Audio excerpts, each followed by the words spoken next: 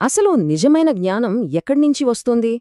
ఆలోచిస్తే ఈ ప్రశ్న మనల్ని మన ఉనికి మూలాల దగ్గరికే తీసుకెళ్తుంది. అసలు మన జీవితానికి గమ్యమేంటి? దీనికి సమాధానం వెతకడమే ఈ విశ్లేషణలో మనం చెయ్యబోయేది. అంతా ఒక రాజు అడిగిన ప్రశ్నతో మొదలైంది. ఒక గొప్ప ఋషిని అడిగాడనమాట.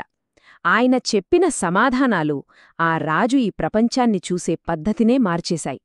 మరి వాళ్ళిద్దరి సంభాషణ మనకేం నేర్పిస్తుందో చూద్దామా? సరే, ఇంకా కథలోకి వెళ్ళిపోదాం.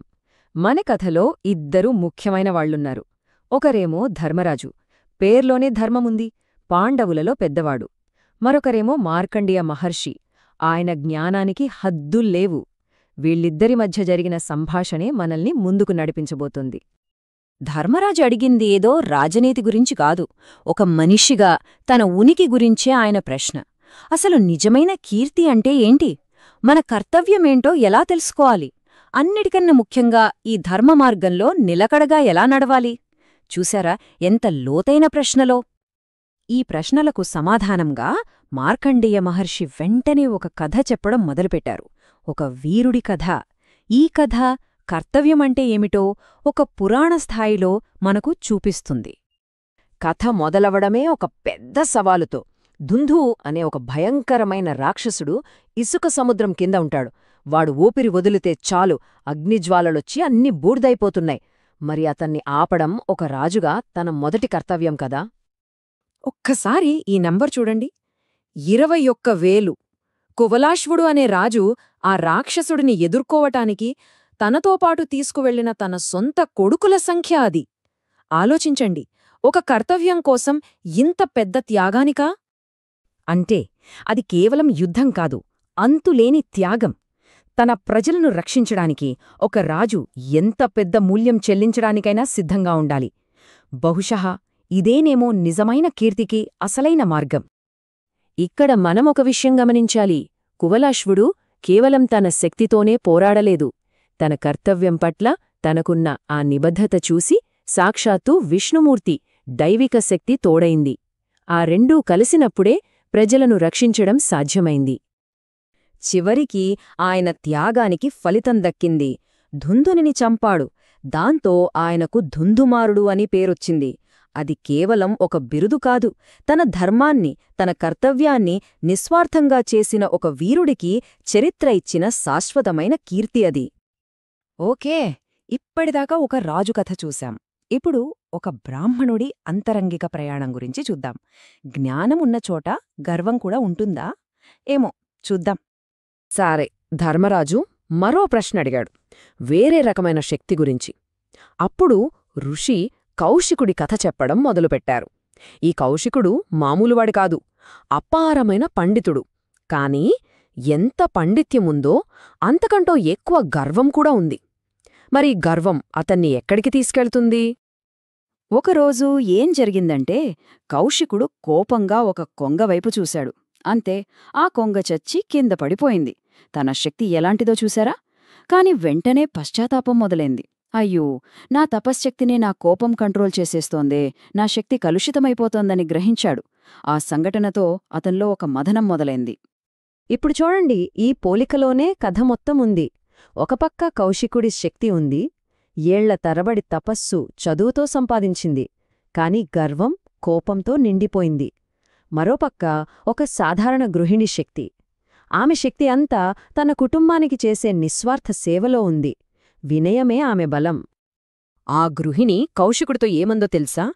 నేను నీ కోపపు చూపుకు చచ్చిపోయే కొంగనానుకున్నావా? నా భర్తకు సేవ చేయడమే నా ధర్మం, దానినుంచే నాకు శక్తి వస్తుంది అనింది. అంతే, కౌశికుడు అహంకారం ముక్కలైపోయింది. అడవిలో నేను చేసిన పని ఈమెకెలా తెలిసింది అని ఆశ్చర్యపోయాడు.